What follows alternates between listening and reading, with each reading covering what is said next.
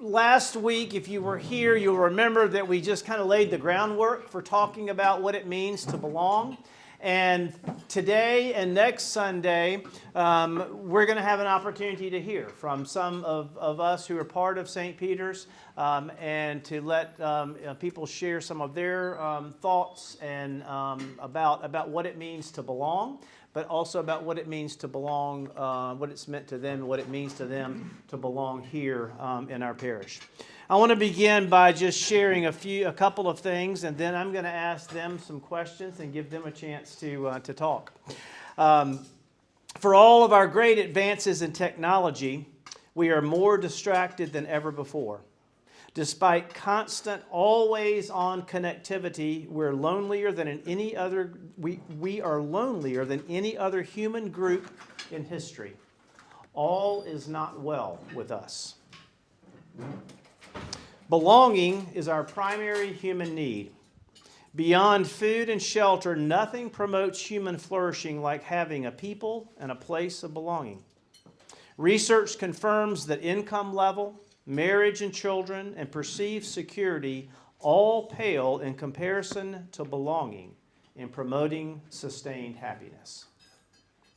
Now, I don't know about for you that I think that's pretty stark.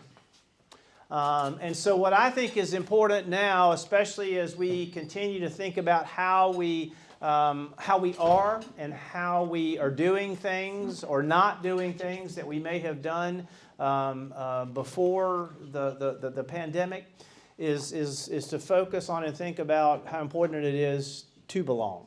And how it is that we in this church can create a space where people can feel like, not only feel like they belong, but can also be a place where they can draw closer to God as we're drawing closer to others. So, again, I want to thank this group of people who have agreed to be part of this forum this morning. Many of you may know all or most of them, but if you don't, then let me just take a moment and introduce and make sure that you do know who they are. All right, when I call your name, if you'll just raise your hand. Katie Claggett, Jim Johnson, Mark Pye, Louise Jones, Kathy Baker, and Jack Gillis. And thank you all very much for being part of this. So I'm going to pose a few questions to them, and then we're going to just just leave it here with Jim, and we'll pass it down as we go.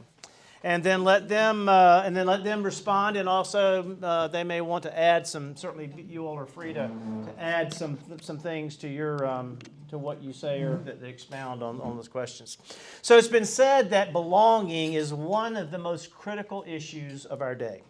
The apparent and experienced division and separateness within ourselves and within meaningful relationships is causing some discord and some significant issues. So as you think about belonging as being something that's one of the most critical issues of our day, share a little bit with us about what it means to you, just generally, to belong. Anybody? And if you don't talk, I'll bring the microphone to you. Not being alone. Is this on? Mm-hmm. Should be. Just hold it close. Okay. It's not being alone in a physical sense. Knowing I can turn to a neighbor, turn to a friend, turn to someone when I need anything is part of belonging. Okay. So there's a great quote that maybe many of you have heard or maybe you haven't heard. And I remember as a child asking my dad, who was an Episcopal minister, on a Saturday night, why do we have to go to church every Sunday? Is it because you're a minister or because it's important? And my dad said, think of a Lego block, the toy, a Lego block. Think about the Lego block. They have no purpose on their own unless they're connected to others. And that's why we go to church. to be connected to others, to feel part of something that's larger and more important. So I've just always thought of belonging, wherever I belong, as being connected to other Lego blocks, if that makes sense. I love it. That's a tough one to follow. David, when you first asked that question, one thing that struck me was that we're even more disconnected due to the pandemic now. Many of us who historically had never done so before are working from home, so we're not seeing our work colleagues during the week, and just having that, and we're seeing them on the two-dimensional computer screen, but we all know that's not a great substitute for being together in person. And so having the physical connection, being together in community is critically important, I think, to all of our mental health, certainly mine. We all are somewhere on the introvert-extrovert spectrum. I tend to be way out on the extrovert spectrum, so I like being with all of you, and certainly the friendships that I've had the chance to develop here at St. Peter's have been a very important part of my life. Can I give it to you first to come back to me? Oh, gee, thanks. Oh, when I think about belonging, I have to go back to when Dwayne and I first arrived in St. Louis 10 years ago. Our anniversary in St. Louis is in April, so just around the corner. But I call that our big adventure when we moved from Atlanta to St. Louis. And we moved here not knowing a single person, not having a family member here. It was truly a huge gamble on our part.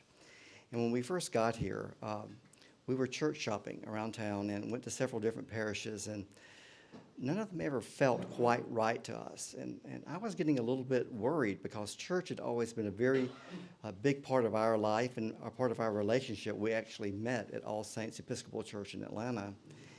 And I was getting very discouraged. Are we going to find a church in St. Louis where we feel like we belong and where we can make a meaningful contribution? And we came to church here one Sunday right after we arrived in town, and we both went out to the car and looked at each other and said, I think we found it. We had that immediate sense of connection with people, even though we knew no one in the church. People were just so nice to us and reached out to us and made us feel welcome. And quite frankly, this church and this parish has become our family, because we still have I did discover I have a cousin in St. Louis who I actually met at this church. Ironically, that was the craziest thing. But in so many ways, the people in this the community of faith have truly become our friends and our family and our support system. And I can't tell you how much that means to us, and thank you enough. So in 1995, spring of 1995, our middle daughter was completing her confirmation class at another church here in St. Louis, another Episcopal church. And she really wanted to be an acolyte through high school. And we were told that that wasn't going to happen because she was a girl. And the girls that were chosen, just a couple of them. When we asked why, it was because, well, the boys always quit and the girls always stay. And so I thought, well, that's just interesting. But anyway, she really wanted to do this, and I felt so terrible for her that our church would not allow that. And so I called the priest at St. Peter's, who I didn't know. I just called St. Peter's office and spoke to a priest and said, we have this 8th grader who wants to be an acolyte through high school, and is that a possibility at your church? Well, you would have thought I got the warmest welcome, and so we started coming to St. Peter's, and Julia got the warmest welcome and was an acolyte all through high school.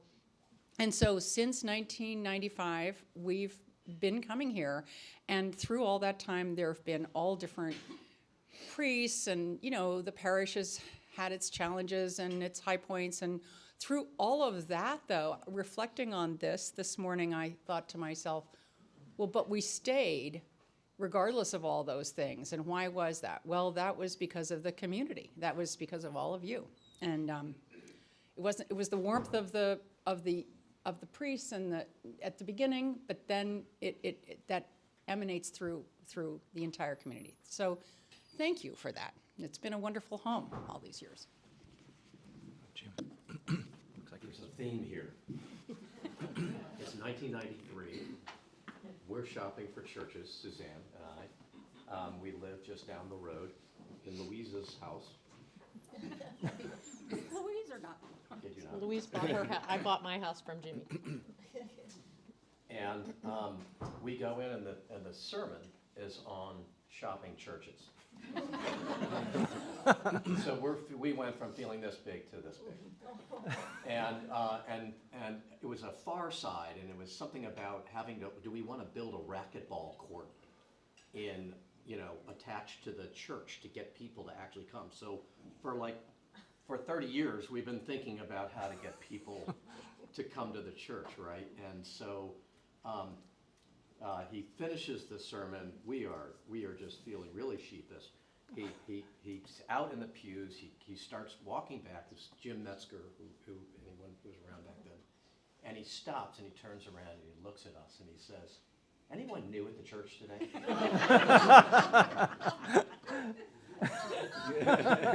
Will you stand up? Will you tell the church, who you are, where you came from? So this was a church grabbing us. I mean, literally grabbing us. My wife grew up Catholic. I grew up Presbyterian, and Presbyterian church right in Ladue, and here we are, and it's just felt like home ever since. And I want to add one more thing, which is, we talked about this. Belonging, I kind of thought about this also about when you don't belong, like when you don't feel welcoming and belonging. And I think we need to do a good job, because this Episcopal church takes so many from the spectrum of Catholic lights to Presbyterian, whatever, and beyond, right? But that we let everyone know that by the things that take place in our service and our worship, that we are not turning some off because they're feeling like they don't understand it and they don't belong. So I just throw that out to everybody. So Brene Brown has said that belonging is the innate human desire to be part of something larger than us. Now, Louise has already alluded to that a little bit in what she remembers her dad saying. So I'd like for you to reflect just a little bit on how you have felt like that being here has helped you to be part of something that's bigger or more significant than you are. So I guess recently, about a year and a half ago, my daughter was going to be married, and it seemed like a logical thing that she would be married here at St. Peter's.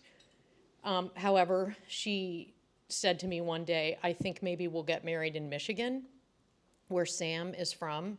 And I thought to myself, oh, okay, that sounds like an okay idea. But I remember feeling so much, churning so much inside, thinking I have no attachment to this random church in Michigan. We have no family attachment. I've been a member of St. Peter's for 34 years. The children went through Sunday school. They sang in the junior choir. They were acolytes. They were in the Mother's Day pageant, all these things that have been part of their lives. How could we go to Michigan? So I finally got the courage to say, that's not going to work for me, even though it was not about me. I pretended it was. And I said, that's not going to work for me. And they decided to get married here in St. Peter's. And I think what was so terrific was that Kelly's homily at the day of the wedding was about Frances, my daughter, playing Jonah and the whale in the children's choir play on Mother's Day, and she had to stand in the pulpit and sing a solo. And she said, as she walked out of the church as a newly married person, she said, she said, I'm so grounded in St. Peter's. That felt so right. And I'm so glad we didn't get married in Michigan. And I think both kids just reflected on their time here from being in Sunday school, and then really Bill Aiken, the choir master, being a mentor and really important figure to them with the junior choir and the plays. And so to me, that made me realize that we were truly grounded in St. Peter's and part of this larger community, and that the kids realized it. And that was a good feeling. Oh, sorry. Feeling part of something larger than ourselves, I think, is this on? Is really important, and certainly for me, part of that is the liturgy and the connection to.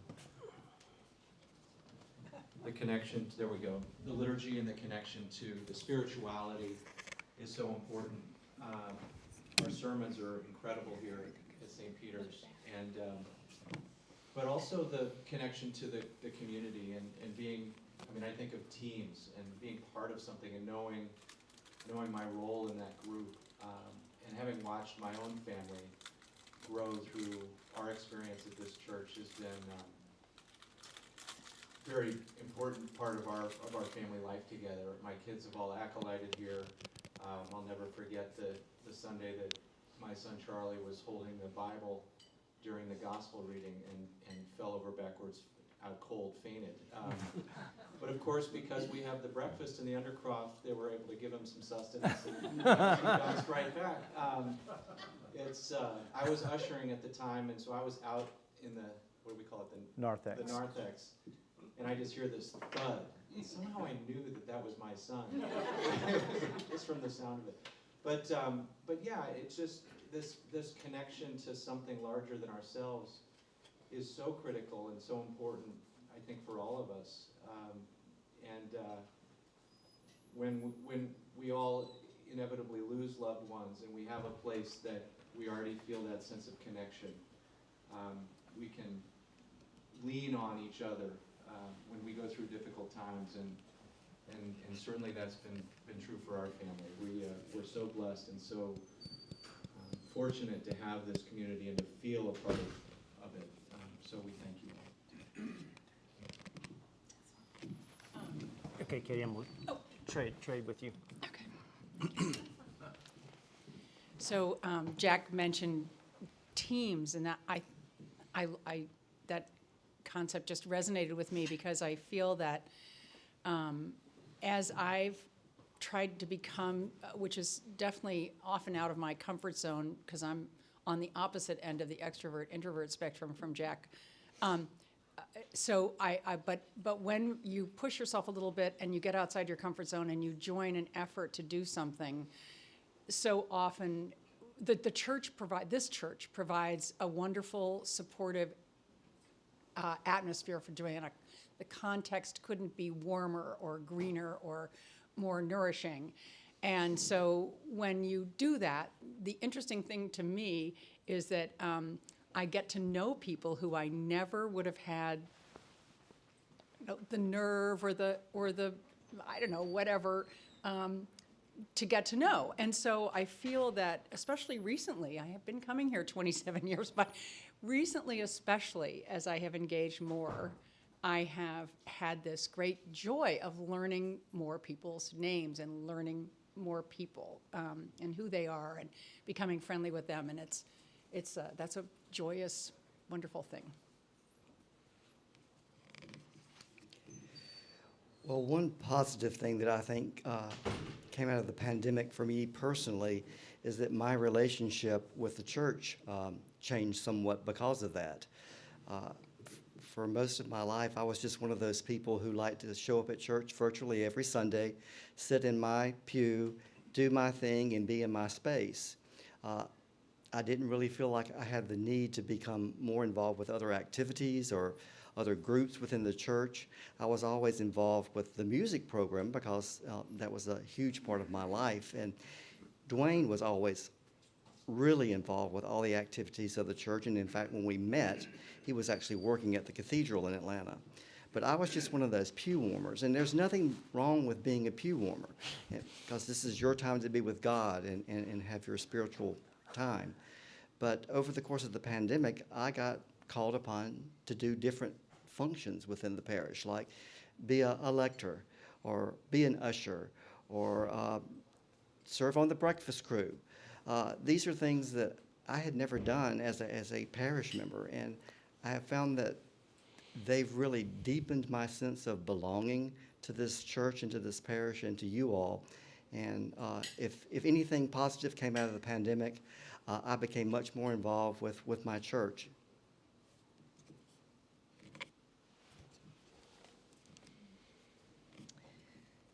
I'm a really newbie here.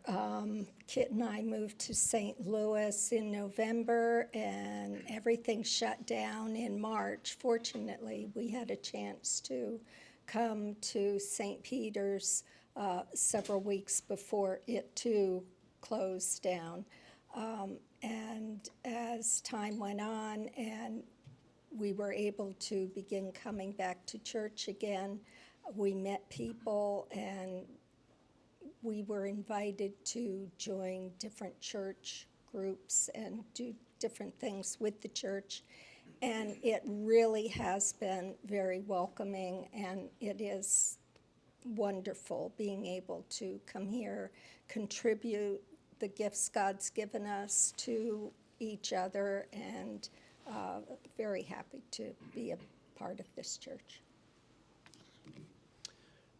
So this whole idea of belonging to something bigger, I just like reflecting on real stories, which was, maybe was it, and you guys help me here, was it a year out of 93, maybe it was 94, 95, Jim Metzger decides to leave.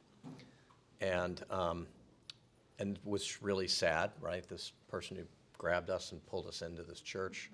But then I was asked to be involved in the church, the search for the new rector. Mm-hmm. And new guy, it was obviously like they went around the room and they said, let's pick the new guy to write who we are. I've been with the church a year, and so I felt definitely, belonging to something bigger than me, kind of just thinking about what it meant, like who this church is in terms of us reaching out to a new rector. And so it gave me a feeling of belonging to something bigger, and I'm grateful for that experience, that it taught me to think about how I connect with all those around me in this specific environment. So again, Brene Brown talks a lot about belonging and what it means to belong, and another thing that she offers is she says that true belonging doesn't require that you change who you are, but it requires you to be who you are. Doesn't require us to change who we are, but it requires you to be who you are. Reflect a little bit on how you have been able to be who you are here, and how that's helped you to integrate and feel more a part of this, of belonging in this community.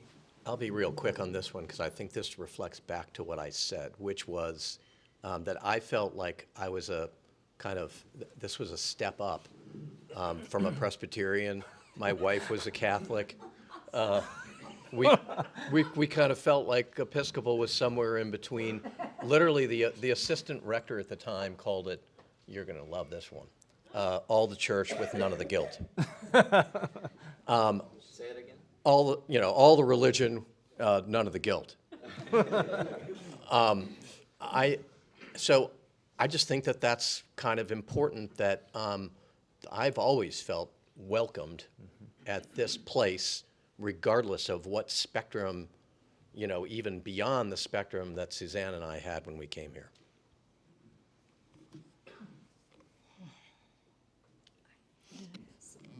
Oh dear, oh no. You're going to pass? All right. Yeah. I guess I would say that in a family of 6, my wife and me and our 4 children, each of us is extremely unique, very different, and yet we have all found a home at St. Peter's. And it has allowed each of us to be who we are, and yet to have a very strong sense of connection. And some in our family, maybe it'll be obvious who I'm talking about when I say this, but some in our family did not grow up in a traditional church the way I grew up in a Catholic church. And when our son died, it wasn't obvious what we were going to do, whether we were going to have a traditional memorial service or what we were going to do with Charlie's ashes. I didn't plan to get this personal today, but thank you for all your patience. But I will say that we all found a home. We already had a home, but we rediscovered this incredible home in St. Peter's. And Luke was our rector at the time. Kelly, they did a remarkable job listening to each and every member of our family and pulling something together that was that honored that in a powerful way. And so there's not a whole lot more I can say about that than just each of us was able to be who we were, and we still are. And so it's a powerful feeling, and we found that here, right here at St. Peter's.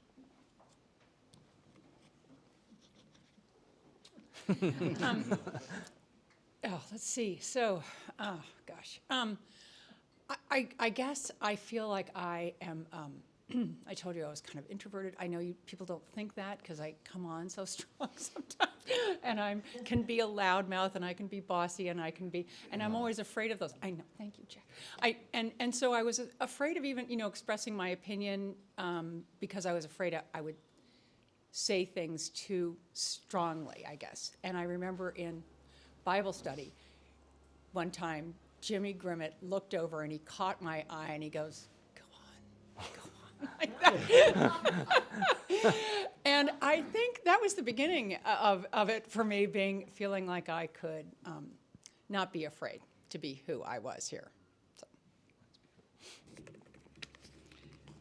Thank you, Jack, for going to a personal level, because I'm going to go to a personal level myself now.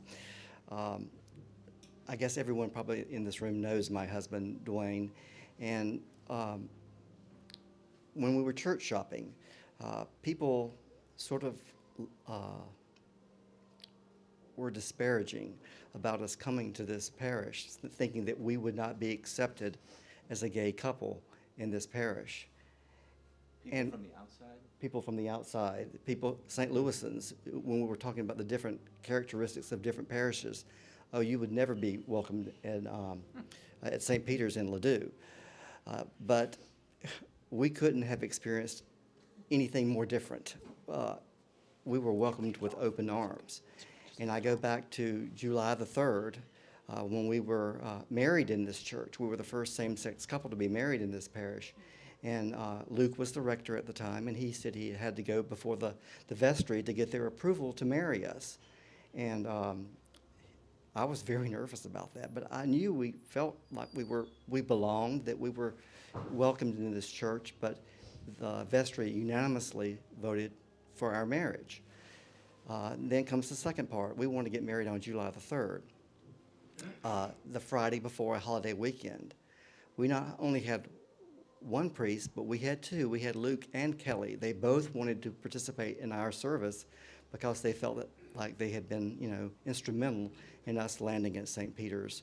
So I just think that so many times you have fears about being who you truly are with even people you love. And I think we found, like I said, I'm repeating myself, a family and a home, and a welcoming home at St. Peter's.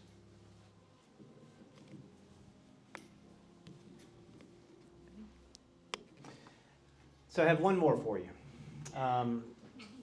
Father Richard Rohr also is someone who writes and talks a lot about what it means to belong. And one of the things that he says is that as we grow spiritually, we discover that we're not as separate as we thought we were.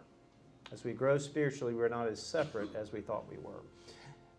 I'd love to hear you say just a little bit about how you feel like that over the period of time that you've been here, you've been able to grow spiritually and develop spiritually, and how that's impacted your sense of belonging and being connected to others.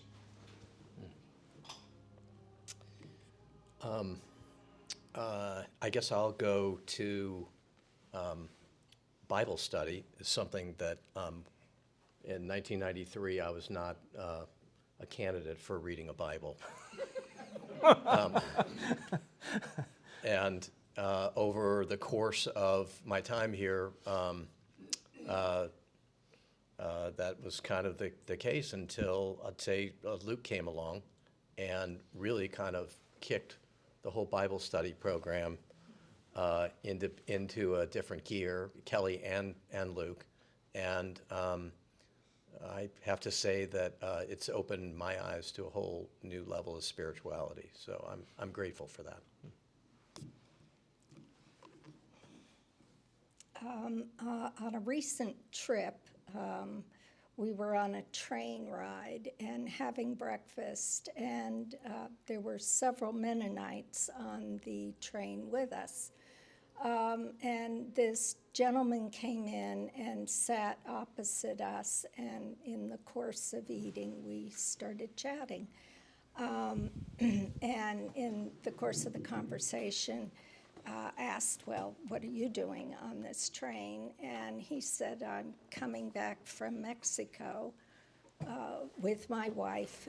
They had gone down there for some cancer treatment for her, that she wasn't getting well here. And in the course of discussing his wife, I think the experience I know I have with God here and through everyone else here, it enabled us to talk with him, and you could see on his face he was kind of happy to be able to unload a little bit of what he was going through, even though we were perfect strangers. It gave me a sense of being able to do something more than just riding on a train. So that was it. I need to think for a minute. Okay, all right.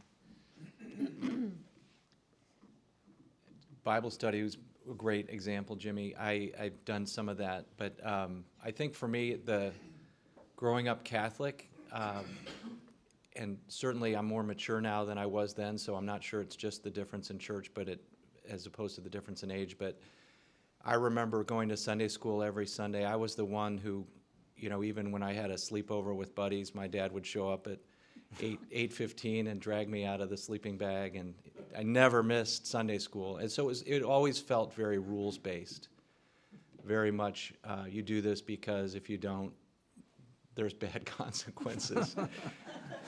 And I've never felt that at St. Peter's. There's a sense of spirituality that's much deeper than fearing consequences. It's about growth, personal growth. For me, it's about feeling closer to God and closer to this community. And that's a really welcome change from how I grew up. There's ample opportunities through this Rector's Forum, through Bible study that Jimmy mentioned, through attending church every week, listening to the sermons, listening to the liturgy. There's so many opportunities to grow in my spirituality and just be lost in prayer as well. And this is a great place for that, at least in my experience. You stole my speech, but that's okay. Oh, sorry. That's okay. No, I'm Ignore just. what I just I'm just kidding. No, but I agree. I grew up in a very Catholic, strictly Catholic household. We went to church on one occasion, I think, to Mass 3 times on Christmas morning before coming home and opening presents. Anyway, so this is so, as Jack said, so focused on the spirituality rather than the rules, and I felt such but it's particularly this church, because I have been to other churches. And yes, in general, the Episcopal Church does that, as you said, without the, right, all the religion, none of the guilt. So there is that, but I think this church does a particularly good job of accepting you where you are. I don't have a great abiding faith. I wish I did, but church brings me so close to godliness, being with God, as I can perceive that. So, so thank you to all of you, the priests as well as the people in the parish, for creating this atmosphere where that can happen for me. Thank you. Oh, wow.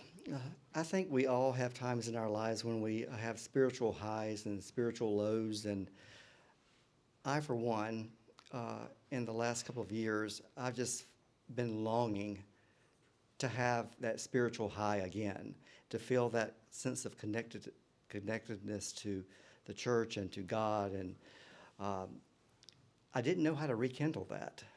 But there's a person in this room who single-handedly sort of rekindled that in me, and that's Lisa Hodges.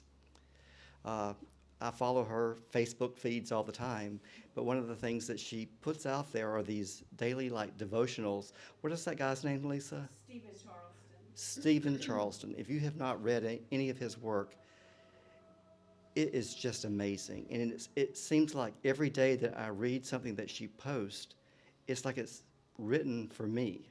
And it speaks to me, and it speaks to my heart. And because of those posts on Facebook by Lisa Hodges, I feel like my spirituality has been renewed and rekindled, and I am so thankful for that. Can I follow you on Facebook? I follow you on Facebook, and I feel the same exact way as Mark. Like, if I go to work and I look on Facebook and I haven't seen you yet, I put your name in, looking to see what you posted, so you can't stop. I think for me, I love feeling tethered to the church because, as I said, I grew up with a father who was an Episcopal minister, and my life was tethered to the church. There were 4 parishes in my life that were important to me, and so I think when I moved to St. Peter's, it was important for me to connect with the church, to keep that going. And so St. Peter's has kept that, sort of that fire alive inside of me, and makes me feel connected to my dad sort of on a daily basis.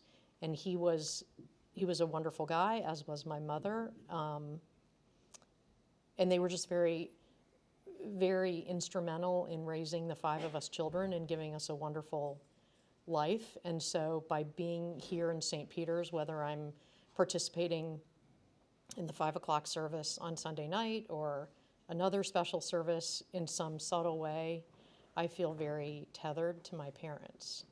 And I've always loved the fact that both of my parents died on the same day, 5 years apart, 5 minutes apart, in the same space. And they were both here today, gone tomorrow, and I just have always thought that was very magical, and somehow that has been an important part of my faith as well, that my parents had the perfect ending to their life, and God had something to do with that. So.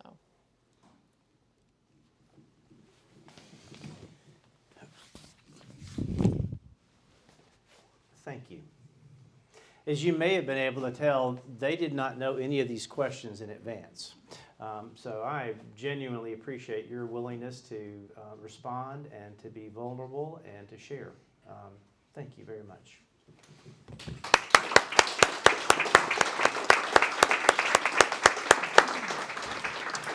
And thank all of you for being here and participating. God bless you.